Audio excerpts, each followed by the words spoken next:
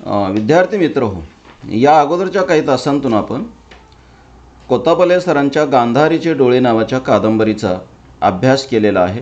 त्या कादंबरीचं आपण विवेचन केलेलं आहे. मित्र हो, कोत्तापले सरांचा परिचय पाहत असताना अगदी पहिल्याच तासामध्ये आपण कोत्तापले सरांचं जे ललित लेखन आहे ते ललित लेखन किती महत्त्वाचं आहे त्याची बऱ्यापैकी आपण चर्चा केलेली आहे. त्या ललित लेखनापैकीच कादंबरी लेखन हे महत्त्वाचंच आहे, पण त्याचबरोबर कथालेखनही किती महत्त्वाचं आहे त्याचाही विचार केलेला आहे. तेव्हा आता या तासामध्ये किंवा आता आपण त्यांच्या कथासंग्रह कुठले आहे, त्यांच्या कथा कशा वेगळ्या आहेत वगैरे याची आता वेगळी चर्चा करण्याच्या ऐवजी आपण त्यांचा जो राजधानी नावाचा कथासंग्रह आहे की जो कथासंग्रह आपल्या अभ्यासक्रमामध्ये लावलेला आहे त्या कथासंग्रहातील कथांचा आपण परिचय करून घेऊ म्हणे.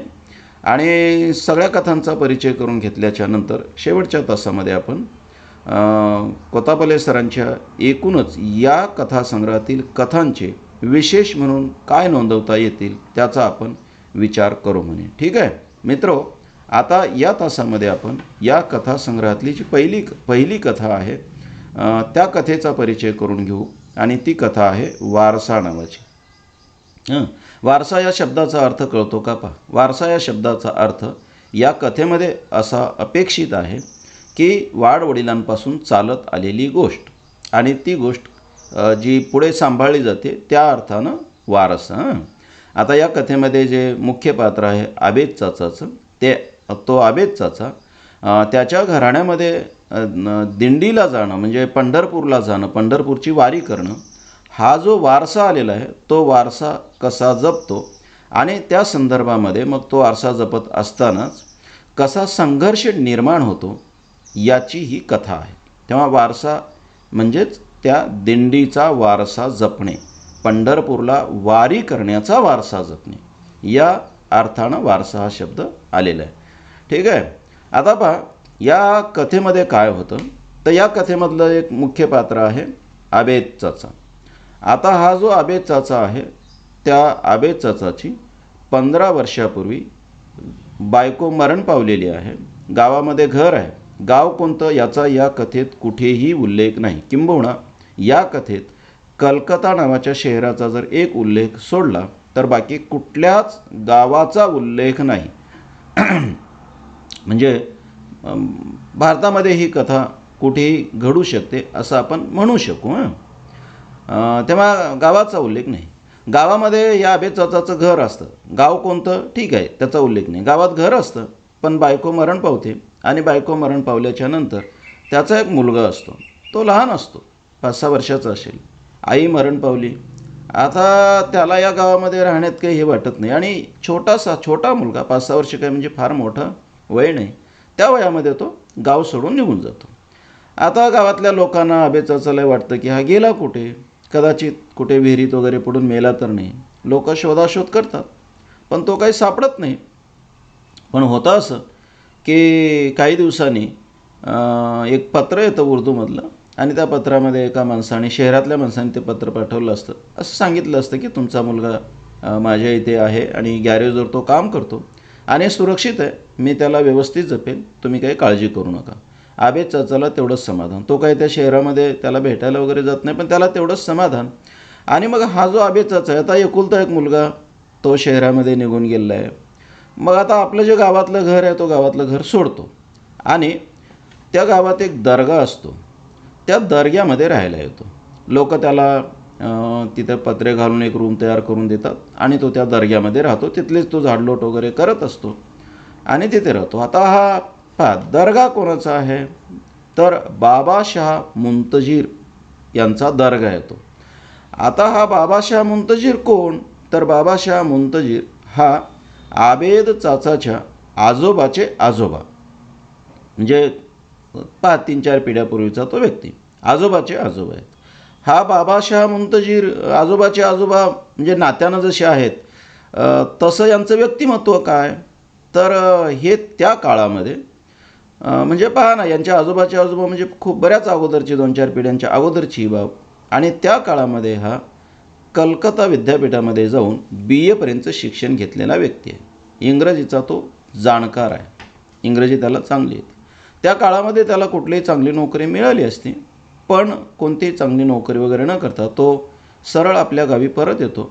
येत असताना एक इंग्रज मॅडम घेऊन येतो, म्हणजे ती त्याच्यासोबत त्याची ती मैत्रीण वगैरे घेऊन येतो. ती इंग्रज असते, ती बायकोप्रमाणेच याच्यासोबत नांदत असते आणि खूप सुंदर असते. तिचं ते सौंदर्य पाहण्यासाठी गावातले लोक बाबाशाह मुंतजीर याच्या घराच्या भोवती चक्रा मारत असतात, इतकी ती सुंदर असते. ठीक आहे. आता मग बाबाशाह मुंतजीरला हे लक्षात येतं आणि मग बाबाशाह मुंतजीर तिला म्हणतो की तू आता असं न वावरता तो मुस्लिम धर्म स्वीकारला आणि मुस्लिम धर्मातल्या स्त्रियासारखी तू वावरायला लागली तर तुला पाहायला कोणीच येणार नाही. मग तिला ते बरं वाटतं, तिला ते योग्य वाटतं. ती मुस्लिम धर्म स्वीकारते आणि मुस्लिम धर्मातल्या स्त्रीसारखं ती वागायला लागते. मग आता पाहायला कोणी येत नाही तिला, कारण ते घोषा पद्धती असल्यामुळे कोण येतं पाहायला. मग ते पुढे त्यांचा संसार सुरू होतो. पुढे मग एक मुलगा होतो याला बाबाशाह मुंतजीरला, आणि ही जी बाई असते इंग्रज बाई, तिला मात्र इकडचं जे वातावरण आहे ते वातावरण काही तिला म्हणजे सहन होत नाही किंवा त्या वातावरणामध्ये ती रुळत नाही. इंग्रज असणारी ती स्त्री आणि मुलगा झाल्याच्या नंतर ती स्त्री मरते. आता बाबाशाह मुंतजीर याच्या आयुष्यामध्ये त्याला सगळ्यात जवळची असणारी आणि त्या आयुष्याला एक वळण देणारी किंवा आयुष्यामध्ये महत्त्वाची असणारी व्यक्ती मेल्यामुळे हा जो बाबाशाह मुंतजीर आहे तो बाबाशाह मुंतजीर दुःखी होतो, वाईट वाटतं त्याला. आणि आता जगायचं कसा त्याच्या पुढचा प्रश्न आहे. एक छोटासा मुलगा आहे, पण तो काय दुसरं लग्न वगैरे करत नाही. तो मक्का मदिनीला वगैरे जाऊन येतो, हज यात्रा करून येतो आणि त्या मुलाचा सांभाळ करतो, तसा जगायला लागतो. पण आता त्याच्या जीवनामध्ये बराच फरक पडला असतो. फरक हा की आता तो संसारातून म्हणजे त्याचं मन विचलित झालं असतं किंवा त्याकडे फार मन नसतं आता, आणि तो धार्मिक होतो. शिकलेला माणूस आहे तो, पण तो धार्मिक होतो. हज यात्रा त्याने करून आलेलीच आहे. तो कुराणाचं वाचन वगैरे करत असतो, नमाजही पढत असतो, आणि पण तो कट्टर असा मुस्लिम वगैरे नसतो. गावामधून दिंडी जात असते. बंडा महाराज नावाचं एक व्यक्तिमत्व या कथेमध्ये येते. त्या बंडा महाराजाच्या ते वडिलाच्या काळामध्ये म्हणजे त्याच्या अगोदरच्या काळामध्ये दिंडी वगैरे जात असते. तर त्या दिंडीसोबत तो जायला सुरू करतो. म्हणजे पहा, एक तर तो मुस्लिम धर्म जो आहे त्या मुस्लिम धर्माचं आकर्षण त्याला निर्माण होतं, पण तो कट्टर मुस्लिम वगैरे होत नाही. त्याला मग वारकरी संप्रदायाचे आकर्षण निर्माण होतं आणि तो वारकरी होतो. आणि कुराण जसं वाचतो तसं तो ज्ञानेश्वरी वाचतो, अभंगही म्हणू लागतो. त्यानं स्वतंत्र बरंचसं लेखनही केलेलं असते. असा हा बाबाशाह मुंतजीर आबेद चाचा या व्यक्तीच्या आजोबाचे आजोबा. पुढे बरेच दिवस जातात. त्याला ते वारी दरवर्षी मग करायला लागतो. तिथे तो वारसा निर्माण झाला. म्हणजे आबेद चाचा यांच्या घराण्यामध्ये पंढरपूरची वारी करण्याची जी पद्धत आहे किंवा वारसा आहे तो कुठे, तर त्या बाबाशाह मुंतजीर यांनी सुरू केली. तो वारी करायला लागतो. मुस्लिम आहे पण तो वारकरी होतो. तिथे हा वारीला सुरुवात झाली. मग बरेच दिवस होतात आणि हा जो व्यक्ती आहे बाबाशाह मुंतजीर, तो बाबाशाह मुंतजीर मरण पावतो. आता मरण पावल्यावर होतं असं की त्याचा मुलगा पुढे वारी करायला लागतो. ते वारीची पद्धत पुढे सुरूच राहते. पण बाबाशाह मुंतजीर जेव्हा मरतो तेव्हा घटना अशी घडते की बाबाशाह मुंतजीर आता याला न्यायचं आहे ना, याचा जनाजा जायचा आहे ना, तर मुस्लिम माणसं जे आहे ते मुस्लिम माणसं त्यांच्या पद्धतीने त्याची तयारी करतात. आता मेलेला आहे माणूस, मौत करण्याची तयारी करतात. हे गावामध्ये सगळीकडे पसरलेच असतं. आता ते निघणार ते घेऊन, तोपर्यंत तिथे हिंदूंची माणसं येतात आणि हिंदू असे म्हणतात की तो तुमचा नाही, तो आमच्या धर्मातला माणूस आहे, कारण तो वारकरी होता ना.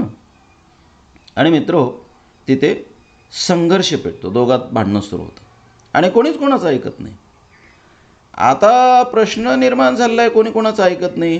मग ही गोष्ट पुढे शासन दरबारी गेलेली आहे आणि इंग्रजांपर्यंत गेलेली आहे. मग इंग्रज येतात आणि इंग्रज येऊन ते गावातल्या लोकांची समजूत काढतात आणि मग ते जनाजा निघतो आणि त्यामध्ये मग हिंदू आणि मुस्लिम दोन्ही सामील झालेले असतात. आणि मग ते त्यांच्या पद्धतीनं जे काय असेल त्या पद्धतीनं सुरू करतात मुस्लिमांच्या. आणि हे सुद्धा श्रीराम जयराम जय जयराम असेल किंवा विठ्ठलांचं नाव असेल वगैरे घेत घेत हे जातात. आणि मग तिथे ते पुरतात त्यांना आणि तिथे तो जो दर्गा आहे तो दर्गा पुढे बांधला जातो आणि ते हिंदू आणि मुस्लिम या दोन धर्माचं एकत्र प्रतीक अशा पद्धतीने त्या दर्ग्याचं स्वरूप असतं. पुढे लोक हिंदू असतील किंवा मुस्लिम असतील, म्हणजे कुठल्याही धर्माचे लोक त्या दर्ग्यामध्ये जात असतात. तिथे धर्माचं काहीच नाही, कारण बाबाशाह मुंतजीर हा जसा जन्मानं मुस्लिम होता, त्याला मुस्लिम धर्माविषयी काही द्वेष वगैरे नव्हता, पण तरी त्यानं हिंदू धर्माचं सुद्धा अनुकरण केलं आणि तो वारकरी झालेला होता ना. म्हणून हिंदू धर्मातल्या आणि मुस्लिम धर्मातल्या दोन्ही धर्मातल्या माणसांना तो आपलाच वाटतो, तो दर्गाही आपला वाटतो. सगळे लोक तिथे जात असतात. असं हिंदू मुस्लिमांच्या एकत्वाचं प्रतीक असणारा हा दर्गा, त्या दर्ग्यामध्ये हा आबेद चाचा राहतो. आणि त्याच्या आजोबाच्या आजोबानं म्हणजे बाबाशाह मुंतजीर याने सुरू केलेली जी पंढरपूरची वारी आहे तो वारसा जपत राहतो. असा हा बाबाशाह मुंतजीर असा हा वारसा. ठीक आहे. आता बाबाशाह मुंतजीरच्या नंतर मग पुढे ठीक आहे वारी सुरू राहिली, मधल्या काही पिढ्या होऊन गेल्या आणि पुढे हा जो आता या कथेतलं जे वावरणारं पात्र आहे या कथेमध्ये, ह्या पहिल्या घटना. आता या कथेमध्ये वावरणारं पात्र म्हणजे आबेद चाचा. आबेद चाचापर्यंत ही पद्धती सुरू झाली. आबेद चाचा पहा की आबेद चाचाचे जे वडील आहेत ते आबेद चाचाचे वडील 40-1 वर्षांपूर्वी 40-45 वर्षांपूर्वी मरण पावले. आबेद चाचाचे वडील मरण पावतात, ते वारी करायचे. मग त्याच्यानंतर आबेद चाचा वारीला पहिल्यांदा जातो. आता वडिलांची ती पद्धती, वडिलांकडून आलेला वारसा म्हणून आबेद चाचा जातो. याचं वय काही फार नसतं, पण तेव्हा तो त्या वारीला जातो. होतं काय की तेव्हा ते आता ज्या वारीमध्ये बंडा महाराज आहेत त्यांचे वडील वगैरे असतात त्या काळामध्ये तो जातो. आणि त्याला वारीला जाऊन आल्याच्या पहिल्यांदा गेलं आहे वारीचं आकर्षण वाटतं आणि वारीत जाणं हे त्याला समाधानच वाटतं. याचा अर्थ त्याला काही मुस्लिम धर्माचा द्वेष नाही, पण हिंदू धर्माचं आकर्षण आहे. हिंदू धर्माचा द्वेष नाही, मुस्लिम धर्माचं आकर्षण आहे. असा हा प्रगल्भ माणूस म्हणून चांगला जगणारा हा माणूस. या माणसाचं काय होतं पहा की 15 वर्षाच्या पूर्वी या कथेतलं वय या कथेतल्या घटना आपण पाहतो. म्हणजे आजपासून 15 वर्ष वगैरे नाही ह्या कथेतले ते आहेत. 15 वर्षाच्या पूर्वी त्याची पत्नी मरण पावलेली आहे आणि मुलगा निघून गेलेला आहे. म्हणून आता हा त्या दर्ग्यामध्ये राहायला आलेला आहे, कारण गावात घर आहे त्याचं, पण गावातल्या घरात त्याचं काही मन रमत नाही आणि तो त्या दर्ग्यामध्ये राहायला आहे. त्या दर्ग्यामध्ये तो राहतो, त्याच्यासोबत एक त्याचा कुत्रा राहतो. आता हा जो कुत्रा आहे असाच एक दिवस त्याला जखमी अवस्थेमध्ये त्या दर्ग्याकडे आलेला.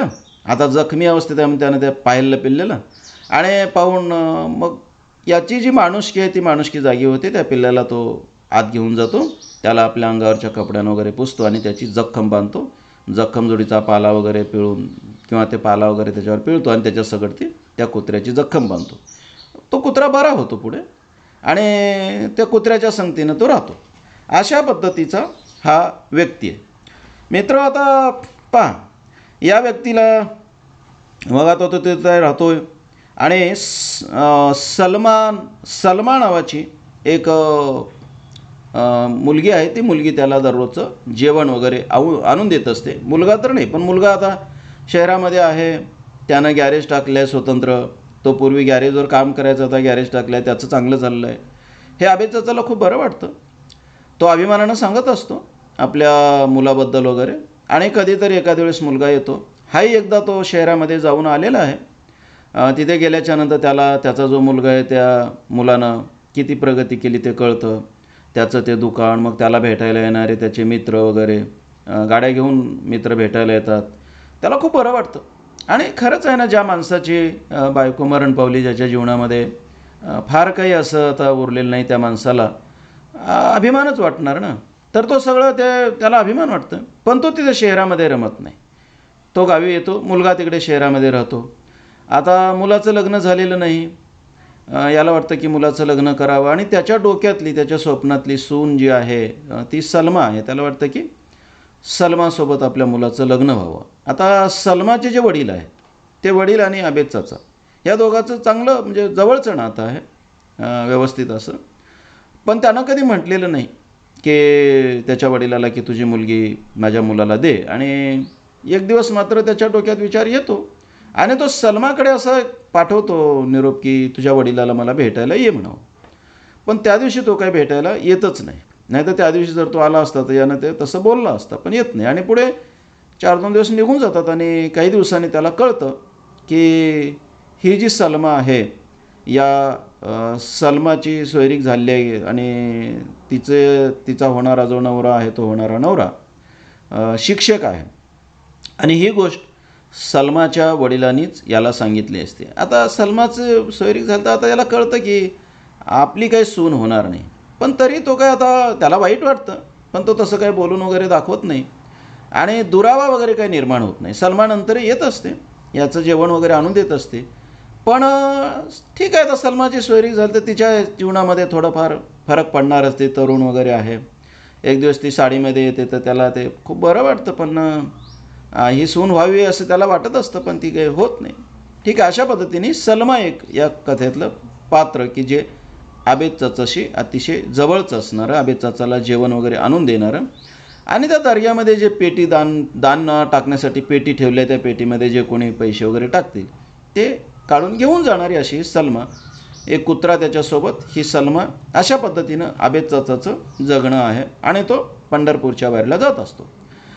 मात्र गेल्या 5-7 वर्षापासून असं झालेलं असतं की वेगवेगळी कारणं, मग एखाद्या वेळेस आबेद चाचा आजारी असणं किंवा आणखी काही कारणं आबेद चाचाला पंढरपूरच्या वारीला जाणं काही जमलेलं नसतं. पण यावर्षी आबेद चाचा आता वारीला जाणार असतात. यावर्षी म्हणजे कोण्या वर्षी, तर या कथेमध्ये आता जे कथानक घडणार आहे त्या वर्षी, यावर्षी म्हणजे आपण जे बोलतो आहोत यावर्षी नाही, कथेतल्या त्या वर्षी तो जाणार असतो. मध्यंतरी तो 5-7 वर्षे गेलेला नसल्यामुळे काही प्रश्न आला नाही. पण ज्या वर्षी तो जाणार आहे त्या वर्षी मात्र मुस्लिम माणसांना असं वाटते की आबेद चाचांनी ही हिंदू धर्माची जी वारी आहे त्या वारीला जाऊ नये. म्हणजे मध्यंतरी 5-7 वर्षामधला झालेला हा बदल आहे. हा बदल काय आहे तर मुस्लिम आणि हिंदू यांच्यामध्ये दुरावा निर्माण होत गेलेला आहे, दुरावा निर्माण झालेला आहे. आणि उगीच आता पिढ्यानपिढ्यापासून जो आबेद चाचा वारीला जातो आहे त्या आबेद चाचाने वारीला जाऊ नये असं लोकांना वाटतं. असं वाटणाऱ्यापैकी एक जो आहे तो या कथेतला मुर्तुझा नावाचा एक व्यक्ती आहे. हा जो मुर्तुझा आहे हा त्या गावातलाच, मुळात त्या गावातला तो पुरोहित म्हणजे मुस्लिम धर्मांचे वेगवेगळे धार्मिक जे कामं असतात किंवा धार्मिक जे विधी वगैरे असतात ते करणारा हा मुर्तुझा, गावामध्ये सगळ्यांच्या परिचयाचा असणारा. पुढे हा मुर्तुझा काय करतो, पुढे हा मुर्तुझा पुरोहित तर आहेच आहे, तो पुढारी होतो. आणि पुढारी जसा होतो तसा तो वेगवेगळ्या राजकारणी लोकांच्या संगतीतही येतो आणि मग पुढे तो व्यापारही करायला लागतो.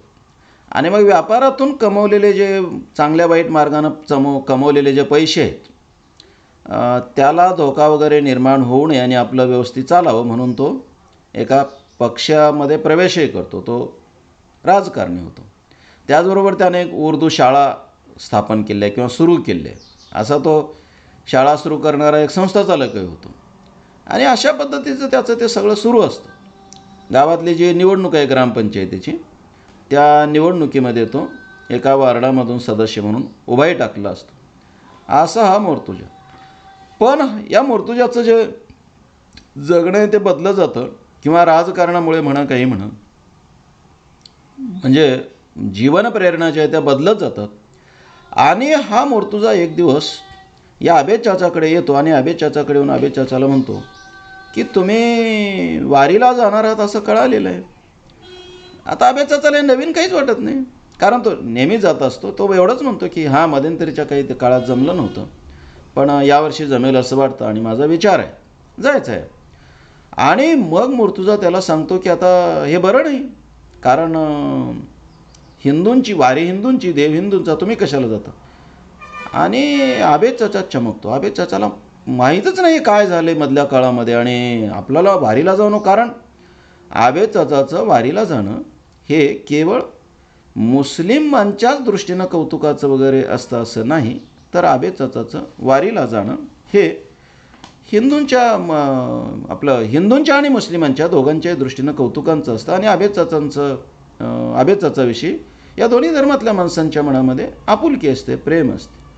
आणि तिथे काही पूर्वी असं काही कधी झालेलं नसतं. म्हणजे वारीला जाणं म्हणजे ती हिंदूंची वारी आहे किंवा मुस्लिमांचा दर्गा आहे असं काहीही नसतं.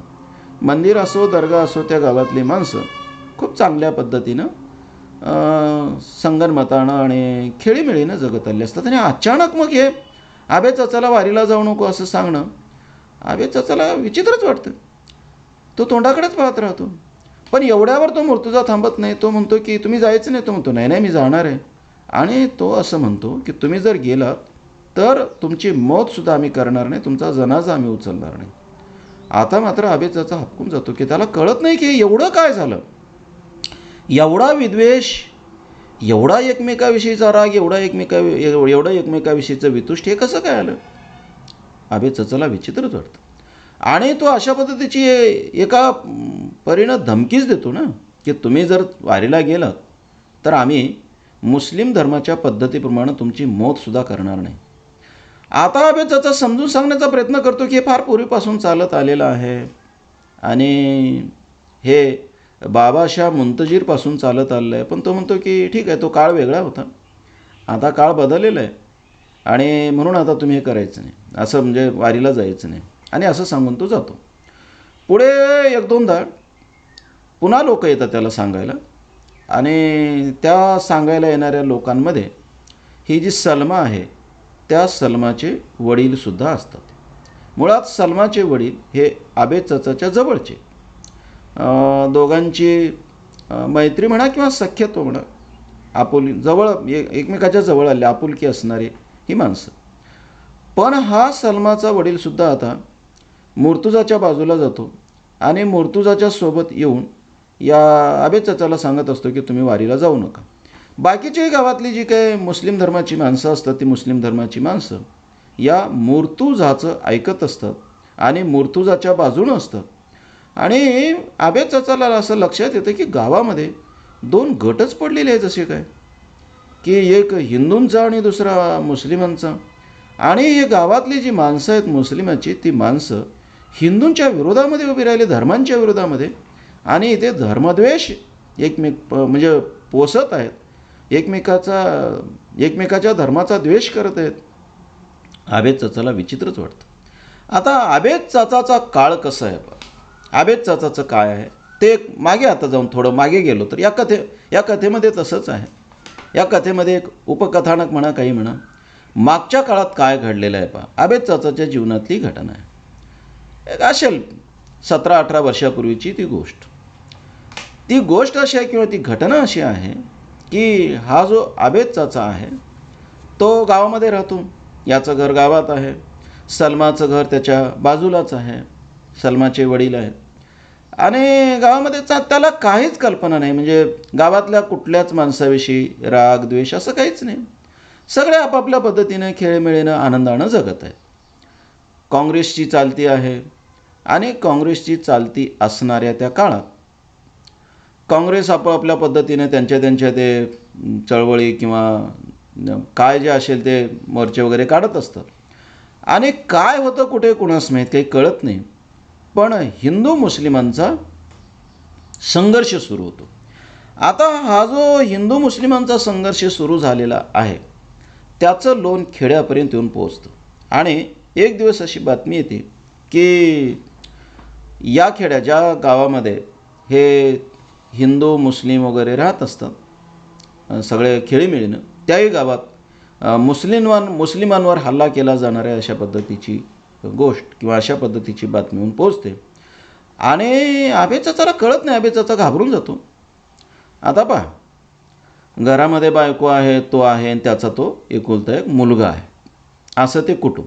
बाजूला सलमा आहे, सलमाचे वडील, सलमाची आई, अशा पद्धतीचे ते कुटुंब, बाकीचे मुस्लिम माणसं आहेत. आणि याला काय करावं कळत नाही. आणि लोक तर म्हणत असतात की तुमच्या आता घरं जाळून टाकतील, तुम्हाला मारून टाकतील वगैरे वगैरे. आणि मुस्लिम म्हणून तुम्हाला मारून टाकतील वगैरे अशा पद्धतीचं. आणि एक दिवस सलमाचे वडील येतात आणि सलमाचे वडील येऊन याला बाबा आपला आबेद चाचाला सांगतात की तुम्ही काय करा, तुमच्या घरामध्ये तुमच्या ज्या मुस्लिम म्हणून ज्या खुणा आहेत त्या सगळ्या संपवून टाका. आणि विशेष म्हणजे त्याच्या घरामध्ये एक पाट किंवा चौरंग म्हणा असतो आणि त्याच्यावर बाबाशाह मुंतजीर यांनी लेखन केलेलं जे साहित्य असतं, त्यांचं जे साहित्य असतं ते साहित्य एका कपड्यामध्ये गुंडाळून ठेवलेलं असतं आणि नियमितपणे त्याची पूजा वगैरे करतात. हे या आबेद चाचाने ते वाचलेलं नसतं, पण त्याला अभिमान असतो की आपल्या घराण्यातल्या एका माणसाने हे लिहिलेलं आहे.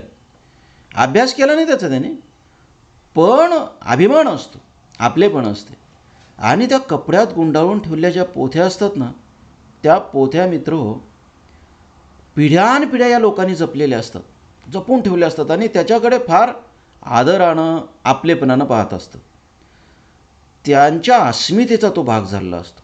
पोथ्या तर उघडून पाहिलेल्याच नाहीत, पोथ्या तर वाचलेल्याच नाहीत, पण तरीही त्यांची अस्मिता तिथं जपली आहे. अभिमान वाटतो त्यांना. आणि पहा ना, आता बाबाशाह मुंतजीर जो आहे तो आबेद चाचाच्या आजोबाचा आजोबा आहे. म्हणजे पहा किती वर्षापूर्वी लिहिलेले ते ग्रंथ आहेत किंवा पोथे आहेत आणि ते पिढ्यानपिढ्या जतन करतात. म्हणजे बाबाशाह मुंतजीर याने वारीला जाणे जी गोष्ट आहे ती गोष्ट यांनी जपली. हे लोक वारीला जातात पिढ्यानपिढ्या. मग का? आपला कोणीतरी पूर्वज वारीला गेला आहे म्हणून वारीला जायचं. आणि त्याचबरोबर आपल्या पूर्वजांनी लिहिलेल्या या पोथ्या आहेत म्हणून त्या जपायच्या. मध्यंतरी या आबेद चाचाच्या अगोदरच्या कोणीतरी वाचल्या असतील किंवा नसतील, पण आबेद चाचानं मात्र त्या पोथ्या वाचलेल्या नाहीत. पण आबेद चाचा जपतो मात्र. त्याच्यावरची धूळ झटकत राहणं, त्याची पूजा करत राहणं, सगळं व्यवस्थित तो करत असतो. आणि एक दिवस हे दंगे होत राहतात आणि या दंग्याच्या काळामध्ये येऊन हा जो सलमाचे वडील आहेत ते सलमाचे वडील म्हणतात, हे पहा तुम्ही हे जे पोथ्या जपल्यात ना, त्या पोथ्या जर हिंदूंच्या माणसांनी पाहिल्या असं पद्धतीचं जपणं तर ते पोथ्याही जाळून टाकतील आणि तुमचं घरही जाळून टाकतील आणि तुम्हाला मारून टाकतील. आणि तुम्ही काय करा, त्याच्यासाठी ह्या पोथ्या पहिले जाळून टाका आणि आले तरी इथं लोकांना सांगा आमचं तसं काही नाही, आम्ही तुमच्यातलेच आहोत असं सांगता येते म्हणून पोथ्या जाळून टाका. आता पोथ्या जाळून टाका हा शब्द ऐकल्या आबेद चाचाला इतकं विचित्र वाटतं की कोणीतरी आपलं हृदय म्हणजे काढून घेत आहे किंवा आपल्याला स्वतःला म्हणजे काळीच जाळून टाका असं म्हणते अशा पद्धतीचं. कारण त्या खूप जपल्यात ना. तो विचार करतो की पोथ्या जाळून कशा टाकायचे, हे संपवायचं कसं, असं काय झालं, माणसं असे काय करतात. पण इलाजच नाही. तो सांगतो की हे पहा तुम्हाला जगायचं असेल तर हे करावं लागेल. आणि आबेद चाचा शेवटी तयार होतो की ह्या पोथ्या घरातून नाहीसं करण्यासाठी. आबेद चाचाची बायको त्यांना म्हणते असं नका करू, आपण ह्या पोथ्या ज्या आहेत ना त्या पोथ्या खूप जपल्यात, त्या आपल्या काळजाच्या बरोबर आहे, त्या पोथ्या जाळू नका. बघू पुढच्या पुढे काय होईल ते होईल, मरू वाचू काहीतरी होईल, पण पोथ्या जाळू नका. पण आबेद चाचाला पहा कसं होतं माणसाचं. मुलगा आहे लहानसा, बायको आहे, मुलाचं काय होईल, बायकोचं काय होईल, आपलं काय होईल. आणि जर समजा या पोथ्या जाळून मुलगा वाचणार असेल, बायको वाचणार असेल, आपण वाचणार असो तर पोथ्या जाळल्या पाहिजे हे त्याला वाटतं. आणि विचार करायला फार वेळ मिळत नाही ना, अंधाधुंदीचा तो काळ. आणि तो काय म्हणतो, नाही मुलाला वाचवणं बायकोला वाचवणं याच्यापेक्षा हे महत्त्वाचं नाही, म्हणून मी पोथ्या घरातून नेऊन टाकेल. आणि तो पोथ्या उचलतो आणि जाळण्याच्या शेजारी एक विहीर असते, त्या विहिरीमध्ये तो टाकायला घेऊन जातो, विहिरीमध्ये टाकतो. पण जात असताना त्याची बायको तिला राहवत नाही. वरचा जो एक ग्रंथ असतो ना, तो एक ग्रंथ ती उचलते आणि आता लपवायचा कुठं, ती काय करते, घराच्या भिंतीच्या कोनाड्यामध्ये ती पोथी ठेवते आणि त्यावर शेण माती लिपून घेते आणि तो ग्रंथमध्ये सारून लपून ठेवते. तेवढा तो ग्रंथ वाचतो. बाकीचे हा जो आबेद चाचा आहे तो आबेद चाचा ते ग्रंथ नेतो आणि शेजारी विहीर असते, विहिरीमध्ये टाकून देतो. ही घटना मित्र हो, ही घटना आहेच. पण या घटनेपेक्षा वेगळी जी घटना सांगायची आहे ती ही की त्या काळामध्ये मागचा काळ कसा होता त्यांच्या ह्याच्यातला, त्या काळामध्ये त्या गावातला बाबाजी पाटील नावाचा एक व्यक्ती आहे. तो गावावर त्याची सत्ता आहे, कारण तो पाटील आहे. तो पाटील येतो, रुबाबदार व्यक्तिमत्व, आणि तो पाटील येऊन आबे चाचाच्या घरी येतो आणि आबे चाचाला असं सांगतो की हे पहा, तुम्ही बिलकुल घाबरायचं नाही. तुमच्या केसाला जरी धक्का लागला तर माझ्या जीवाला धक्का लागला असं मी समजेल. मी तुमचं रक्षण करेल, तुम्ही घाबरू नका. आणि 2 रामोशी तो ठेवून देतो. रामोशाला सांगतो की या घराचं रक्षण करायचं. आणि मित्र हो, बाकी कोणीकडे कुठे काय होतं हे आबे चाचाला फार कळत नाही. तो फार या कथेमध्ये आलेले नाही आणि तो फार समजूनही घेत नाही. तो सामान्य माणूस, साधा माणूस, साधा भोळा माणूस आहे. पण मित्र हो, आबे चाचाच्या घरी कोणीच येत नाही, कोणी बिलकुल येत नाही. आणि आबे चाचाचे ग्रंथ मात्र विहिरीमध्ये, त्या आबे चाचाच्या पूर्वजांचे ग्रंथ मात्र आबे चाचाने विहिरीमध्ये टाकले आहेत. पण पुढे आबे चाचाच्या घरी कोणी येत नाही आणि काहीही होत नाही. मित्र हो, ग्रंथ गेले ही एक वेगळी कथा, त्याचा आणखी पुढे आपण उल्लेख करणार आहोत. पण मित्र हो, मागचा जो काळ आहे, म्हणजे 15 वर्षापूर्वीचा काळ पहा. या गावातला जो हा पाटील आहे, हा पाटील या आबे चाचाचं म्हणजेच मुस्लिम समाजाचं रक्षण करतो. इतकी ही जीवाभावाची, एकमेकासाठी जगणारी माणसं, एकमेकाला वाचवणारी माणसं. म्हणजे गावात तर दंगा नसतोच हा. बाहेरगावचे हिंदू किंवा बाहेरगावची माणसं या गावात येतील आणि या गावातल्या मुस्लिमांना मारतील, म्हणून गावातल्या पाटलांनी मुस्लिमांना दिलेलं संरक्षण आहे. बिलकुल अगदी कोणालाच काही होणार नाही आणि या गावातली सगळी माणसं व्यवस्थितपणे जगतील, हे गावातल्या पाटलांनी काळजी घेतलेली आहे.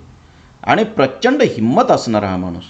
मुस्लिमांना तो सांगतो की तुमच्या केसाला जरी धक्का लागला तरी माझ्या जीवाला धक्का लागल्यासारखं आहे, मी तुम्हाला काहीही होऊ देणार नाही. हे या गावातलं 15 वर्षापूर्वीचं वास्तव. आणि खरंच त्या गावामध्ये कोणी येत नाही, दंगा होत नाही, काहीही होत नाही. असा हा या गावातला पाटील. मित्र हो, ज्या गावगाडा व्यवस्थेविषयी आपण नेहमी बोलत असतो, त्या गावगाडा व्यवस्थेचं अतिशय चांगलं असणारं हे एक रूप आहे. आणि म्हणून मी नेहमी म्हणत असतो की कुठल्याही व्यवस्थेमध्ये पूर्णतः वाईट नसते. कुठलीही व्यवस्था जर पूर्णतः वाईट असली तर ती टिकत नसते. ज्या अर्थी ती व्यवस्था टिकली त्या अर्थी त्याच्यात काही चांगले संदर्भही होतेच. ठीक आहे, वाईटही खूप होतं, त्याची चर्चा करण्याचं हे ठिकाण नव्हे, इथे अपेक्षित नाही त्याची चर्चा करणं. पण हा जो बाबाजी पाटील आहे तो चांगला पाटील, अतिशय चांगला, तो गावातल्या लोकांचं संरक्षण करतो. आता 15 वर्षापूर्वी अशा पद्धतीचं गाव, आबे चाचाला कळत नाही की या 15 वर्षात असं काय झालं की एवढा बदल का झाला आणि या गावामध्ये अशा पद्धतीचे भांडणं का लागलेले आहेत आणि अशा पद्धतीचे हे 2 धर्म समोरासमोर का उभे राहिले. 15 वर्षापूर्वी हा जो बाबाजी पाटील आहे त्याच्या काळामध्ये पहा कसं होतं. तर बाबाजी पाटलाच्या काळामध्ये हा दर्गा आहेच, बाबाशाह मुंतजीर याचा दर्गा आहे, तो खूप अगोदरचा आहे. तर इथे सवाऱ्या निघत, तर सवाऱ्या निघाल्याच्या नंतर सवारी धरणारा वगैरे कोण असायचे? मुस्लिम असायचे, तसे हिंदू असायचे. आणि ह्या सवारीच्या खाली मुस्लिम माणसं तर असतच, त्यांची तर निष्ठा होतीच. पण हिंदू धर्मातल्या स्त्रिया येत आपल्या बाळांची जाऊळ वगैरे तिथे काढत, त्या म्हणजे दर्ग्यामध्ये, किंवा या सवाऱ्याच्या खाली येऊन त्या तिथे प्रसाद घेत किंवा आशीर्वाद मागत. अशा पद्धतीनं, अतिशय चांगल्या पद्धतीनं मुस्लिम माणसाचा हा सण अतिशय उत्साहानं, भक्तिभावानं, निष्ठेनं कोण साजरा करत? हिंदू माणसं. गावामध्ये मुस्लिमांची घरं कमी आणि त्यामुळे ही हिंदू माणसं जसा का आपलाच सण आहे तशा पद्धतीनं ते सगळं साजरं करत किंवा त्याच्यामध्ये सामील होत. गावातलं जे मंदिर होतं आहे त्या मंदिरामध्ये मुस्लिम माणसं जातात. त्यांना असं वाटत नाही की आपण या मंदिरात का जायचं. आणि हा जो दर्गा आहे त्या दर्ग्यामध्ये हिंदू माणसं येतात. बरं, हे हिंदू माणसं त्याच गावातली नाहीत, आजूबाजूच्या गावातली माणसंसुद्धा या दर्ग्यामध्ये येतात आणि दर्ग्यामध्ये येऊन ह्या बाबाशाह मुंतजीर जो आहे त्या तिथे येऊन आशीर्वाद मागतात, आपल्या मुलाची जाऊळ काढतात. असं इतकं समतेचं, इतकं खेळीमेळीचं असणारं गाव, इतकं द्वेष नसणारं, प्रेमानं जगणारं हे गाव. आबे चाचाला प्रश्न पडतो, असं काय झालं ह्या मधल्या काळामध्ये 15 वर्षात आणि हे कसं काय असं झालं असेल आणि इतकं का की मला वारीला जाऊ नको असा मूर्तिजा सांगतो. असं हे गावामध्ये निर्माण झालेलं वातावरण मित्र. आबेद चाचाने वारीला जाऊ नये या मताचा हा मूर्तिजा, त्याचबरोबर सलमाचे वडील आणि बाकीची काही गावातली माणसं, ही माणसं इथेच थांबत नाहीत. ही माणसं आबेद चाचाच्या मुलापर्यंत जातात आणि मुलाला म्हणतात की गावात ये आणि तू तुझ्या वडिलाला समजून सांग. मुलगा एवढाच म्हणतो, मी गावात येत नाही, पण आता माझे वडील म्हातारे झालेले आहेत, त्यांना तुम्ही त्रास देऊ नका. आणि ही गोष्ट सलमाकडून आबेद चाचाला कळते. आबेद चाचाला दोन गोष्टी वाटतात. एक तर आनंद वाटतो की माझ्या मुलाने मला म्हणजे विरोध केला नाही, ही खूप चांगली गोष्ट झाली. दुसरीकडे त्याला असे वाटतं की आता मुलगा शहरामध्ये राहतो, तर तो काही इथे येणार नाही आणि म्हणून माझ्या मृत्यूच्या नंतर ही वारी बंद पडेल का, आपला वारसा असा बंद पडेल का, असंही त्याला वाटतं. म्हणजे वाईटही वाटतं.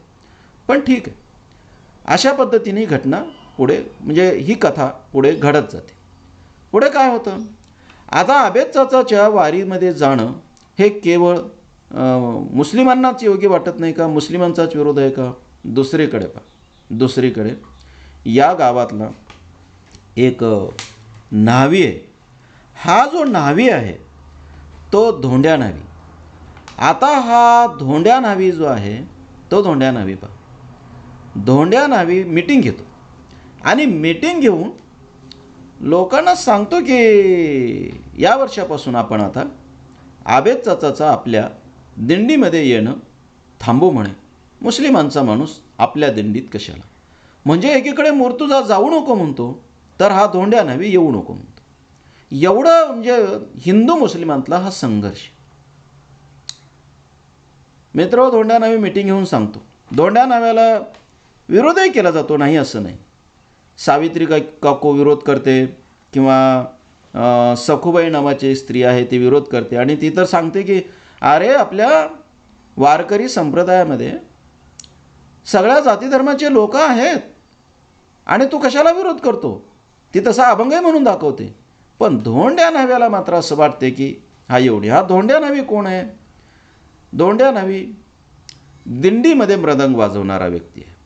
विशेष म्हणजे धोंड्या न्हाव्याचे जे वडील आहेत ते वडीलही दिंडीमध्ये मृदंग वाजवत असत. आणि आता दिंडी घेऊन जाण्याची जबाबदारी कोणाची आहे, तर बंडा महाराजाचे. त्याच्या अगोदर बंडा महाराजाचे वडील होते आणि धोंड्या न्हाव्याचे वडील ज्या काळामध्ये होते त्याच काळामध्ये बंडा महाराजाचे वडील आणि हे दिंडीला जायचे. आणि तेव्हाच हा आबेद चाचा सुद्धा त्यांच्यासोबत पहिल्यांदा दिंडीला गेला आहे. जेव्हा बंडा महाराजाचे वडील होते, धोंड्या न्हावी होता, ज्या काळामध्ये अतिशय उत्साहानं ह्या बंडा महाराजाचे वडील दिंडीमध्ये नाचले, त्यांच्या पाय रक्तबंबाळ झाले, पायामध्ये काटे वगैरे टोचलेले, हे दृश्य आबेद चाचांनी पाहिलेलं आहे आणि खूप भारावून गेला. आणि त्या काळापासून हे सगळी चालत आलेलं आहे, हे पिढ्यानपिढ्या चालत आलेला परंपरा आहे, वारसा आहे, रूढी आहे. आणि आता मात्र हा धोंड्या न्हावी म्हणतो की आबेद चाचानं आपल्या दिंडीमध्ये येऊ नये. म्हणजे पहा, संघर्ष दोन्हीकडूनही पेटलेला आहे. आता इतका हा जो हिंदू मुस्लिमांचा संघर्ष आहे, तो संघर्ष असा कुठल्या काळामध्ये किंवा कुठल्या विशिष्ट खेड्यात होता का, तर मित्रो विशिष्ट खेड्यात असं नाही, पण गेल्या कित्येक वर्षांपासून इथे हिंदू मुस्लिमांचा संघर्ष आहे. आणि तो हिंदू मुस्लिमांचा संघर्ष या कथेमध्ये लेखकाने खूप प्रभावीपणे उभा केला आहे. ठीक आहे. आता कथानक पुढे कसं जातं पहा. एकीकडे धोंड्या न्हाव्याचा विरोध आहे, दुसरीकडे मूर्तिजाचा विरोध आहे. आणि हा जो आबेद चाचा आहे त्याला तर दिंडीला जायचं आहे. आता आबेद चाचानं दिंडीला जाणं गावातल्या काही माणसांना खूपच योग्य वाटतं. त्यामध्ये मग सावित्री काकू आहे, सखुबाई आहे, आणि विशेष म्हणजे बाबाजी पाटील आहेत. आता बाबाजी पाटलांचं वय झालं आहे, तो वयस्कर आहे. बाबाजी पाटलाच्या मुलांकडे हा कारभार गेला आहे. बाबाजी पाटलाचा मुलगाही बाबाजी पाटलासारखाच आहे आणि तोही माणुसकीचा धर्म पाळणार आहे. अशा पद्धतीनं मुस्लिम धर्म, हिंदू धर्म असा कट्टर धर्म पाळणारा नाही. ठीक आहे, धर्माच्याबद्दल त्याच्या मनात कुठलाही द्वेष नाही, त्या धर्मात असणाऱ्या माणसाच्याबद्दल द्वेष नाही आणि माणुसकीचा धर्म पाळणारा व्यक्ती. पण गावामध्ये मात्र असं एक वातावरण वेगळंच निर्माण होतं. आणि मग हा जो बाबाजी पाटील आहे ना, तो या आबे चाचाच्या म्हणजे एका पिढीचे हे. तो संध्याकाळी याला भेटायला येत असतो आणि तो आपल्या काळाबद्दल बोलत असतो. दोघाला खूप भरून येतं. आणि या 15 वर्षामध्ये न काय झालं असं का झालं असावं हे यांना कळतच नाही. आणि मूर्तुजा वगैरे सांगत असतो, काळ बदलला आहे, काळ बदलला आहे. आबे चाचाला, बाबाजी पाटलांना वाटतं की असा कसा काळ बदलला, आणि बदलला म्हणजे चांगला बदल व्हायला पाहिजे होतं ना, असं तुम्ही भांडणं का करून घेता. पण या दोघांचे काही जमत नाही. मित्र होतं काय, पुढे कथानं घडत जातं. बाबाजी पाटील येत असतात, आबे चाचाशी बोलत असतात. आबे चाचा ऐकत असतो. त्याला खूप वाईट वाटतं की त्याला खूप मागच्या गोष्टी आठवत असतात की हा बाबाजी पाटील किती चांगला होता, किती लोकांना समजून घेऊन जगत होता, या गावाचा कारभार तो कसा करत होता, याचा मुलगाही किती प्रयत्न करतोय गावात एकी असावी म्हणून. पण हा मूर्तुजा का ऐकत नाही, हा धोंड्या नावी का ऐकत नाही, हा प्रश्नच आहे.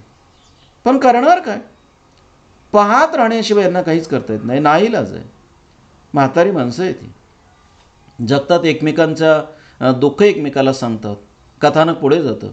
आणि मित्र एक मंगळवार असं एक दिवस, समजा मंगळवार म्हणजे ठीक आहे, कुठला तरी एक दिवस, आणि दिंडी गावात येणार असते आणि ती दिंडी पुढे जाणार असते. ती दिंडी त्या गावामध्ये येते, लवकरच येते. ती 3ऱ्या प्रहरी येणार असते, म्हणजे दिवस मावळतीला गेल्याच्या नंतर येणार असते, पण लवकरच येते. दिंडी गावात थांबते. बाबाजी पाटील आणि बाबाजी पाटलाचा मुलगा बंडा महाराज दिंडी घेऊन जात असतात. त्यांचं स्वागत करतात. बंडा महाराज या दोघांनाही कडकडून मिठी मारतो, कारण बंडा महाराजांना गेल्या कित्येक वर्षापासून यांचा परिचय आहे. ही दोन्ही माणसं कशी चांगली आहेत हे त्यांना माहीत आहे. गावातलेही काही चांगली माणसं भेटतात. दिंडीचं स्वागत होते.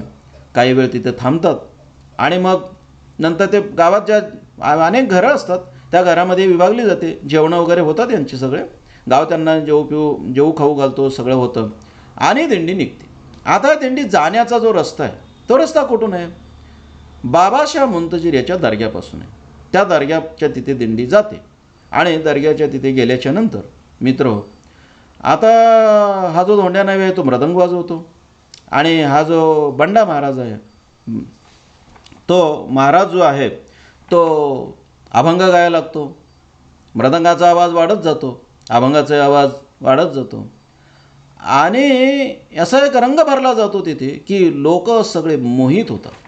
लोक सगळे आत्मभान विसरून जातात. आणि मग ते सुंदरते ध्यान वगैरे सगळं तिथं अभंगाचं गाणं सुरू आहे. अस्मंदामध्ये म्हणजे त्या परिसरामध्ये, त्या सभोवताली सगळा तो आवाज घुमत असतो.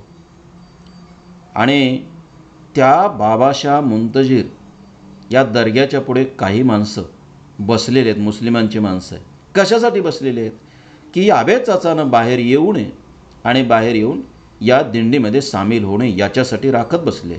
तसं ते दाखवत नाहीत, पण बसलेले. पण ह्या आवाजाचं, या अभंगाचं, या ध्वनीचं, मृदंगाचं वगैरे हा सगळा ध्वनी त्या सगळ्या परिसरात असा घुमतो आणि माणसं असे भान विसरून जातात की त्या सगळ्यांना मोहित होतात माणसं. मित्र हो, आबे चाचासुद्धा मोहित होतो. आणि वय झालेला हा माणूस हळूहळू त्या दर्ग्यातून बाहेर येतो आणि पायऱ्या उतरत असतो आणि या दिंडीमध्ये सामील होणार असतो. आणि त्याचीच तर वाट बंडा महाराज, बाकीचे लोक, हा जो बाबाजी पाटील आहे ते वाट पाहत असतात. आणि तो सामील होतो. आणि इथे कथेचा शेवट आहे, कथा संपते. कथेच्या शेवटी लेखकाने एक विधान केलं आहे की म्हणजे आकाशामध्ये काय पसरलं होतं, पराजय पसरला होता.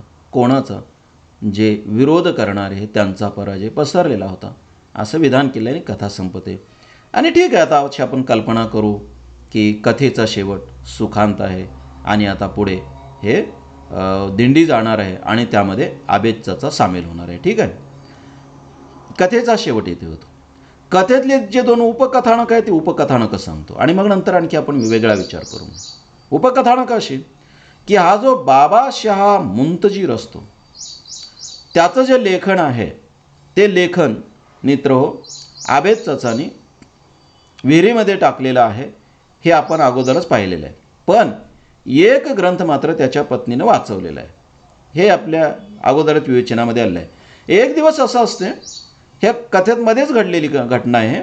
एक दिवस एक प्राध्यापक असतो आणि तो प्राध्यापक तिथे येतो आणि त्या दर्ग्याच्या तिथे बसलेला असतो आणि हे कळतं त्या म्हणजे कोणीतरी आबेद चाचाला सांगतं की कोणीतरी मोठा माणूस आलेला आहे. आबेद चाचा उठतो. आबेद चाचाला वाटतं कोणतरी आता मोठा माणूस आला आहे. नेहमीच येतात वेगवेगळे लोक त्या दर्ग्याला भेट द्यायला आणि मग येणारे जे मोठे मोठे लोक असतात किंवा बाहेरून येणारे लांबून येणारे लोक असतात त्याला आबेद चाचा त्या दर्ग्याविषयी सांगत असतो. त्याला वाटतं आता आपल्याला याही माणसाला दर्ग्याविषयी वगैरे सांगावं लागेल. तो आपलं काय जे नीटनेटकं करणं आहे ते करतो, बाहेर येतो आणि मग या माणसाला आपण आता आहोत आणि आपण झोपेतून वगैरे उठलोत किंवा आपण आता इथे आहोत दर्ग्यामध्ये हे जाणीव व्हावी असं त्यालाही जाणीव होते. तो मध्ये जातो आणि मध्ये गेल्याच्या नंतर तो एक नोट आहे, हिरवी नोट, 100 रुपये असतील काय जे असायचे ते असतील ते त्या पेटीमध्ये टाकतो. मग आबेद चाचाला वाटते हा तर खूपच मोठा माणूस आहे आणि मग आबेद चाचा त्या माणसाला त्या दर्ग्याविषयी सांगायला लागतात. ते दर्ग्याविषयी सांगायला लागतात तर तो माणूस फार ऐकून घेत नाही. तो मध्येच त्यांना थांबवतो आणि तोच सांगतो दर्ग्याविषयी आणि बाबाशाह मुंतजीर कोण आहे त्याच्याविषयी तो सांगतो. आबेद चाचाला प्रश्न पडतो की याला कसं काय सगळं माहीत आणि मग तो सगळं सांगतो आणि तो म्हणतो की मी तुमच्याकडे याच्यासाठी आलो की हा जो बाबाशाह मुंतजीर आहे त्यानं जे लेखन केलेलं आहे ते लेखन मला हवं आहे, त्यांचे ग्रंथ मला हवे त्याच्यासाठी मी आलो आहे. आणि मग तेव्हा आबेद चाचाच्या डोक्यामध्ये प्रकाश पडतो की मी काय माझ्या हातून टाकून दिलेलं आहे, किती ते महत्त्वाचं होतं. आणि एक प्रोफेसर माणूस, प्राध्यापक माणूस त्याच्यासाठी वणवण करत इथे येतो आणि मी मात्र ते टाकून दिलं. आणि हा जो आबेद चाचा आहे तो आबेद चाचा अक्षरशः रडतो, धाय मोकलून तो रडतो की माझ्या पूर्वजांनी किती महत्त्वाचं निर्माण केलं होतं आणि त्याच्याविषयी लोक कसे वणवण फिरत एक प्रोफेसर माणूस इथे येतोय आणि मी मात्र ते विहिरीमध्ये टाकून दिलं, त्याचा चिखल केला. आबेद चाचाला खूप वाईट वाटतं, खूप दुःख करतो. त्याला वाटतं की बायको जे सांगत होतं ते खरं आहे, मी ठेवलाच चाललं असतं. त्याला असंही वाटतं मी मेलो असतो आणि ते ग्रंथ राहिले असते तरी खूप बरं झालं असतं, पण माझ्या हाताने मी हे केलो. वाईट वाटतं त्याला. मित्रो, इतकी ही कथा म्हणजे अशी रंगवलेली आहे किंवा कथेचं लेखन असं केलेलं आहे किंवा ही पात्र अशी जिवंत उभी केलेली आहेत लेखकाने की वाचकाला ही कथा वाचताना आपल्या स्वतःचं भान राहत नाही. आपण स्वतः कोण आहोत ते विसरून जा वाचकाने. यांनी या कथेमध्ये कथेचाच एक भाग व्हावं इतक्या समर्थपणे या कथेतली पात्र उभी केलीत. मित्र हो, हा आबेद चाचा रडत असताना वाचक रडतो इतकी कथा जिवंतपणे उभी केली आहे. इतकी लेखकाने म्हणजे लेखक किती एकरूप झाला असेल या कथेशी हे लक्षात घ्या. हा वाचक आपलं भान विसरून जातो.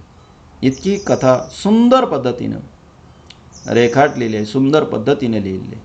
आबेद चाचा रडतो, वाचकही रडू शकतो, इतकी ते सगळी वर्णनं आहेत. आणि काही वेळ हा माणूस वेड्यासारखा पाहत राहतो, काय करणार बिचारा, याला कळत नाही की हा का रडतो. आणि मग नंतर तो सांगतो की मी या हातानं ते ग्रंथ या विहिरीमध्ये टाकले. त्याला दुःख होतं. मग तो एक ग्रंथ कसा वाचलाय तेही सांगतो आणि ते त्या घरामध्ये जातात. गावामध्ये घर असतं ते जातात की 15 वर्षापासून त्या घरामध्ये आबेद चाचा गेलेले नाही. त्या घरात जातो, धूळ साचलेली आहे. तो त्या कोनाड्यात जातो आणि उकरून तो एक वाचवला ग्रंथ काढतो. तो आता खराब झालेला आहे पण तरी ते वाचण्याच्या स्थितीत आहे. आणि तो जो प्रोफेसर माणूस आहे तो प्रोफेसर माणूस त्या ग्रंथातली काही पानं वाचतो. तो लोक भान विसरून ऐकत असतात.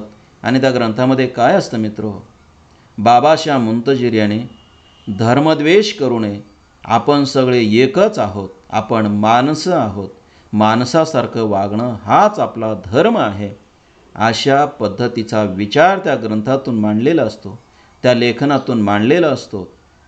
मित्र हो, कोणाच्याच हाती काही नसतं. आता ग्रंथ विहिरीमध्ये टाकलेले असतात, तेवढा वाचला तो ग्रंथ वाचतात. आबेद चाचाला खूप दुःख होतं. अशी एक घटना आणि तो माणूस, हा लेखक किती महत्त्वाचा होता ते सांगतो. तो लेखक निघून जातो. ही एक घटना. या कथेमध्ये आणखी एक घटना आहे आणि ती जी घटना आहे ती घटना म्हणजे पहा की आबेद चाचाची जी आई असते ती आई अशा घराण्यातून आलेली असते की आबेद चाचा तिच्या त्या घराण्यामध्ये पहा की आबेद चाचाचे जे मामा असतात ते मामा वैदिक असतात. आयुर्वेद त्यांनी पहा या कथेमध्ये तर उल्लेख असा आहे की त्यांनी बनवून म्हणजे मी ब्राह्मणच आहे असं लोकांना भासून त्यांनी संस्कृत भाषा शिकून घेतलेली असते. आणि संस्कृत भाषा केवळ शिकून घेतलेली नसते तर संस्कृत भाषेमध्ये असणारा जे आयुर्वेद आहे वैदिक आहे इथल्या झाडपाल्यांचा किंवा वनस्पतीचा कुठल्या आजारावर कसा उपयोग करता येतो हे त्यांनी संस्कृतमधून वाचून ते सगळं शिकून घेतलं असतं. आणि तो आता प्रसिद्ध वैदिक असतो, तो उपचार करत असतो, लोक त्याच्याकडून औषध घेऊन जात असतात. पण पहा लोक कसे असतात, उपचार करून घ्यायचे, औषध घेऊन जायचं, बरं व्हायचं आणि पुन्हा काय म्हणायचं, ह्या मुस्लिमाच्या माणसाने शिकून कसं घेतलं, म्हणजे द्वेषी अशा पद्धतीची माणसं. आता हा मामा चांगला असतो तो आणि त्यानं आपली बहीण इथे दिलेली असते.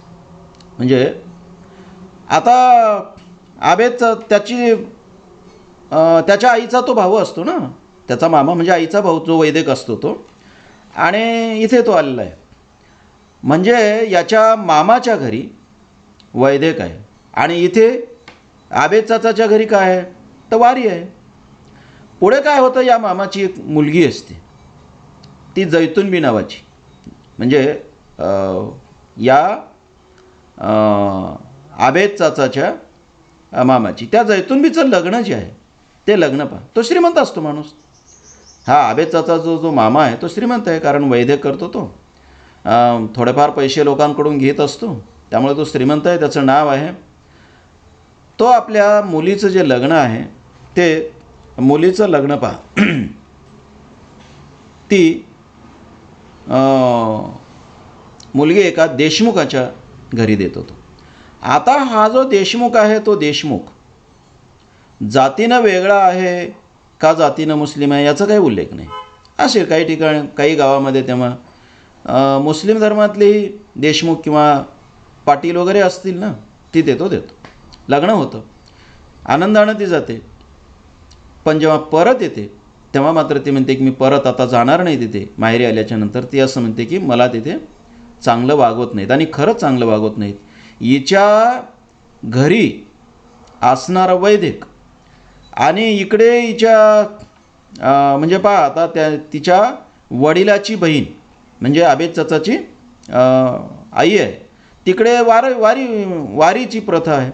आणि या दोन्हीवरूनही घरामध्ये तिला खूप हेटाळणी करतात, तिची खूप थटा करतात, तिची अवहेलना करतात. घरामध्ये काही मान नाही, तिला काम लावतात, तिला मान सन्मान अजिबात नाही. ती जायला विरोध करते, पण तिची आई म्हणते चुलीतलं लाकूड चुलीतच गेलं पाहिजे. मित्रहो, गतकाळाचं हेही वास्तव आहे की स्त्रियांच्या वाट्याला काय येत होतं, आणि ती जाते पण परत येत नाही. मित्र, ती मरते. आता कशी मेली लोकांमध्ये चर्चा आहे. कोणी म्हणते आत्महत्या केली, कोणी म्हणते कोणीतरी मारलं, कोणी म्हणते विहिरीत उडी टाकली, आणखी काहीतरी. आणखी अशी चर्चा आहे की देशमुखाने तिला भिंतीत चिणून मारलेलं आहे, भिंतीमध्ये गाडून मारलेलं आहे, अशी चर्चा असते. पण एक मात्र खरं की जैतूनबी मरते. असं एक उपकथानक या एकूण कथेमध्ये येते. एक त्या ग्रंथांच्या याचं येतं, एक हे येतं, आणखी एक येतं. ते म्हणजे पहा की एक दिवस हा जो मुर्तुजा आहे तो मुर्तुजा या आबेद चाचाला म्हणजे तो वारीमध्ये जाऊ नको सांगायला येत असतो. त्या आबेद चाचाचं जे कुत्रं असतं ते कुत्रं जीवाच्या आकांतानं त्याला विरोध करतं आणि हा त्याला एक दगड मारतो. तो दगड त्याला लागतो, कुत्रा रक्तबंबाळ होतो. या कुत्र्याचं जे रक्तबंबाळ होणं आहे ते खूप वाईट वाटतं आबेद चाचाला. आबेद चाचा या मुर्तुजाला म्हणायला लागतो की बाबा राग असेलच तर माझ्यावर, त्या मुक्या प्राण्यावर कशाला राग काढला. तो त्याला बोलत नाही, तो एवढंच म्हणतो आता तुम्ही वारीला जायचं नाही. तो खूप सांगण्याचा प्रयत्न करतो, मागे आपली प्रथा आहे, तो म्हणतो काळ मागे वेगळा होता, तुम्ही जायचं नाही. ठीक आहे. कुत्र्याची कथा अशी की मग कुत्र्याला तो पुन्हा आपल्या अंगावरचा कपडा वगैरे काढून बांधतो, त्याची सेवा करतो, त्याला जखमजोडीचा पाला लावतो, कुत्रा बरा होत जातो. आणि एक दिवस मात्र असं होतं त्यानं पहा कुत्रा बरा व्हायचा आहे आणि याला आता दिंडीला जायचं आहे म्हणून त्याने सलमाला सांगितलेलं सुद्धा असतं की बाई गं, मी जेव्हा दिंडीला जाईल तेव्हा या कुत्र्याची सगळी सेवा तू कर बरं का, असे सांगितलं असतं. पण मित्र, मध्येच हा कुत्रा मरतो आणि कुत्र्याचं हे मरणं, कुत्रा मेलेला आहे. आबे चाचाला असं वाटतं की या कुत्र्याला आता कुठेतरी बाहेर न्यावं आणि याला पुरावं व्यवस्थितपणे. पण गावातली लोक त्याला तसं व्यवस्थित बाहेर नेत नाहीत. त्याचे पाय धरून ओढत नेतात आणि गावाच्या बाहेर नेऊन फेकून देतात. आबे चाचाला आपलाच मृत्यू त्या कुत्र्याच्या ठिकाणी दिसतो. आपण मेलो तर आपल्याला लोक असेच तर करणार नाहीत असेही त्याला वाटतं. कारण मित्र हो, माणूस मेल्याच्या नंतर खरं तर मेलेल्या माणसापुरतं त्याचं विश्व संपलेलं असतं. लोकांनी काही केलं तर त्याला काही फार हे नसतं. पण मित्र हो, माणूस मरण्याच्या पूर्वी मेल्याच्या नंतर आपलं काय होईल याचा विचार करतो. हे खरंच आहे. काही माणसं पहा, शहरातली माणसं असं म्हणत असतात, कुठे बाहेरगावी कोण्या कारणानं किंवा जीवनाचा भाग म्हणून गेले असतील तर ते असं म्हणत असतात की मला माझ्या गावात नेऊन पुरा, माझ्या गावात नेऊन जाळा, माझ्या तिथे नेऊन हे करा किंवा मला शेवटच्या क्षणी तिथे न्या, असं माणसं म्हणतात. आता हाही माणूस आहे ना आबे चाचा. आबे चाचाला वाटतं की माझं आपल्या धर्माप्रमाणे रीतसर जे काय व्हायचं ते व्हावं. पण कुत्र्याचा या मृत्यू पाहिल्याच्या नंतर आबे चाचाला वाटतं आपल्याला तर लोक असेच करणार नाहीत. आणि ही कुत्र्यांच्या बाबतची मित्र, या सगळ्या कथा उपकथा या सगळ्या घटना आहेत आणि या सगळ्या घटना या कथेमध्ये घडत जातात. ठीक आहे. आणि ही कथा याच्यातून घडत जाते. ठीक, आपण अगोदरच म्हटल्याप्रमाणे कथा अशी घडते की कथेचा शेवट असा होतो की आबे चाचा त्या दिंडीमध्ये येऊन सामील झालेले आहेत. असे या कथेचा शेवट आहे. आता ही कथा घडली कुठं असेल? मराठवाड्यामध्ये पहा. मराठवाड्यामध्ये कथा लेखक मराठवाड्यातले, कथा मराठवाड्यातली असावी का? मराठवाड्यामध्ये निजामाची सत्ता होती मराठवाड्यावर आणि निजामाच्या सत्तेच्या काळामध्ये 1948च्या दरम्यान हे खरं आहे की मराठवाड्यामध्ये हिंदू आणि मुस्लिमांचा संघर्ष पराकोटीला गेला होता. आणि अगोदर जे अतिशय चांगल्या पद्धतीनं वागणारी जी माणसं होती, खेळीमेळीनं वागणारी, मग बाबाजी पाटलाचा काळ असेल किंवा बाबाजी पाटलाच्या मुलाचा काळ असेल, या म्हणजे अगोदरचा काळ, बाबाजी पाटलाचा काळ, त्या काळामध्ये अतिशय खेळीमेळीनं वागणारी माणसं, कुठल्याही धर्माचा द्वेष न करणारी माणसं, असा धर्मद्वेष का पसरला याचा संदर्भ शोधत असताना किंवा ह्या कथेचं कथानक कुठे घडलं असावं असं म्हणत असताना किंवा कुठला काळ लेखकाने किंवा कुठला समाज लेखकाने या कथेमध्ये उभा केला असं शोधत असताना आपण असं म्हणू शकतो की निजामाच्या काळातला हा पेटत गेलेला संघर्ष असावा. पण याच्या विरोधी एक इथे घडतं. ते म्हणजे पहा, बाबा शाह मुंतजीर जेव्हा मरण पावतो आणि मरण पावल्याच्या नंतर बाबाशाह मुंतजीरला जाळायचं का पुरायचं, आणि ते हिंदू धर्मातल्या माणसाने त्याचे दफन म्हणजे मृतकाचा विधी करायचा की मुस्लिमांनी करायचा, हा प्रश्न निर्माण होतो. तेव्हा या गावाची समजूत काढण्यासाठी म्हणून इंग्रज आल्याचा उल्लेख आलेला आहे. इंग्रजांनी ते सांगितलं असा उल्लेख आला आहे. मित्र हो, मराठवाड्यावर निजामाची सत्ता असल्यामुळे तिथे इंग्रज येणार नाहीत सांगायला. आणि म्हणून आपल्याला असंही म्हणावं लागतं की ही कथा मराठवाड्यातली नव्हे, पण मराठवाड्यातला हा लेखक, मराठवाड्यातला जो संघर्ष आहे, जातीय संघर्ष जो वाढत गेला, विशेषतः 1948च्या दरम्यान खूपच तो वाढलेला होता, ते या लेखकाने जवळून पाहिलेलं आहे. आणि म्हणून मग ते जवळून पाहिलेलं त्या कथेमध्ये आलं असावं का असं म्हणता येतं. पण हा एक वेगळा संदर्भ मी तुम्हाला जाणीवपूर्वक सांगितला. पण मित्र हो, एवढं मात्र खरं, ही कथा ज्या प्रदेशात घडली तो प्रदेश भारतातला कुठलाही असो, ते गाव भारतातलं कुठलंही असो, असं घडू शकते. कारण भारतामध्ये गेल्या कित्येक वर्षांपासून हिंदू आणि मुस्लिमांचा संघर्ष सुरू आहे, ही इथली वस्तुस्थिती.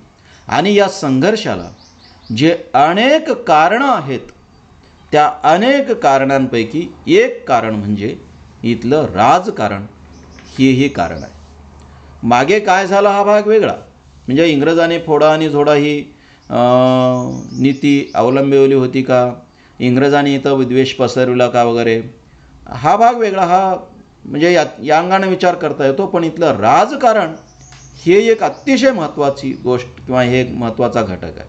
आणि मित्र हो, हा जो मुर्तुजा आहे, हा मुर्तुजा राजकारणात गेलेला आहे, एका राजकीय पक्षाचा तो उमेदवार आहे, हा उल्लेख आलेला आहे. म्हणजे इथे राजकारण जसं आलं तसं माणसामाणसातली आपुलकी संपली आणि संघर्ष वाढत गेला असावा का, असाही विचार करता येतो.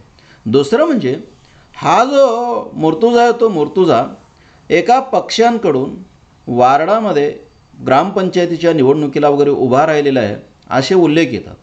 याचा अर्थ आपल्याला असं म्हणता येतं की ही स्वातंत्र्योत्तर काळातली म्हणजे स्वातंत्र्याच्या नंतर घडलेली गोष्ट आहे असं आपल्याला म्हणता येतं.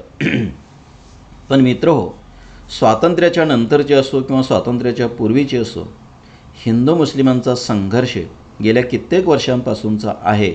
आणि तो संघर्ष उभा करत असताना लेखक कोत्तापल्ले सरांनी या कथेच्या माध्यमातून अधोरेखित केले ते हे की तुम्ही धर्माधर्माचा संघर्ष करत असताना त्या संघर्षामध्ये माणुसकीचा बळी देत आहात. आणि हे धर्मांच्या संघर्षामध्ये माणुसकीचा बळी देणे, माणसातल्या स्नेहभावाचा बळी देणे, माणसातल्या माणुसकीच्या धर्माचा बळी देणे चांगलं नाही. हे असं करणं वाईट आहे. त्यामुळे आपण हा धर्माधर्मातला संघर्ष मिटवला पाहिजे आणि माणसाने माणुसकीचा धर्म पाळला पाहिजे, असा एक संदेश या कथेतून दिलेला आहे. मित्रहो, जर आपण असा आपापसामध्ये संघर्ष करत राहिलो तर इथल्या माणसांना खूप भोगावं लागेल. हे सांगण्यासाठी आबेद चाचाचं पात्र उभं केलेलं आहे. मित्रहो, आबेद चाचा असेल, या कथेतले बाबाजी पाटील असतील, यांच्या मनामध्ये गेल्या काळाविषयीच्या ज्या आठवणी येतात आणि बदललेल्या समाजाविषयी त्यांची जी भूमिका आहे आणि त्याचं जे दुःख आहे, ते दुःख ज्या पद्धतीनं लेखकानं उभं केलं आहे ते जर आपण नीट लक्षात घेतलं ना तर मित्रहो, आपापसातला संघर्ष किती वाईट आहे त्या वाईटाचं रंगरूप आपल्यापुढे उभं राहते आणि आपल्याला असं वाटून जातं की नाही, हा धार्मिक संघर्ष योग्य नाही. मित्रहो, कुठलाही ललित लेखक त्या लेखनातून थेटपणे असं सांगत नसतो, पण तो तसं सुचवत असतो. आणि या कथेमध्ये सुद्धा लेखकाने ते सुचवलेलं आहे. या कथेतली सगळी पात्र अतिशय म्हणजे त्या पात्रांच्या सगळ्या रंगरूपासह, त्यांच्या भाषेसह लेखकाने प्रभावीपणे उभी केले आहेत. आणि ही संबंध कथा अतिशय प्रभावीपणे म्हणजे शब्दरूपात मांडलेली आहे. ही कथा वाचत असताना वाचक भान विसरून जातो, या कथेचा एक भाग होतो, या कथेतलं एक पात्र होतो आणि या कथेतल्या सुखदुःखाशी, या कथेतल्या घटनांशी तो केव्हा जुळला गेला आहे, केव्हा त्याचाच एक भाग झाला आहे त्या वाचकालाही कळत नाही. आणि वाचक मित्रहो, या कथेतल्या दुःखाचे प्रसंग वाचताना रडायला लागतो, इतकी ही कथा प्रभावीपणे चित्रित केली आहे. आणि या कथेचा जो कथाहेतू आहे तो कथाहेतू स्पष्ट आहे आणि अतिशय चांगला आहे. तो कथाहेतू हाच आहे की धार्मिक संघर्ष नको, तो योग्य नाही, माणसाने माणुसकीचा धर्म पाळला पाहिजे असं सांगणारी ही कथा अतिशय सुंदर पद्धतीने चित्रित केली. दीर्घ कथा आहे आणि ही कथा वाचल्याच्या नंतर मित्रहो, लेखक कोत्तापल्ले सर समीक्षक म्हणून मोठेच आहेत, ठीकच आहे, वक्ते म्हणून मोठेच आहेत, तेही ठीक आहे, ते प्रशासक म्हणून मोठेच आहे, तेही ठीक आहे. पण मित्रहो, ललित लेखक म्हणून ते किती मोठे आहेत ते आपल्याला अशा कथा वाचल्याच्या नंतर लक्षात येतं. वारसा ही कथा अशा पद्धतीची आहे. मित्रहो, या कथेचा आशय तुमच्या लक्षात आला असेल असं मी गृहीत धरतो आणि इथे मी थांबतो आहे. पुढच्या तासामध्ये आपण या कथासंग्रहातल्या दुसऱ्या कथेची चर्चा करू. ठीक आहे, इथे आपण थांबू.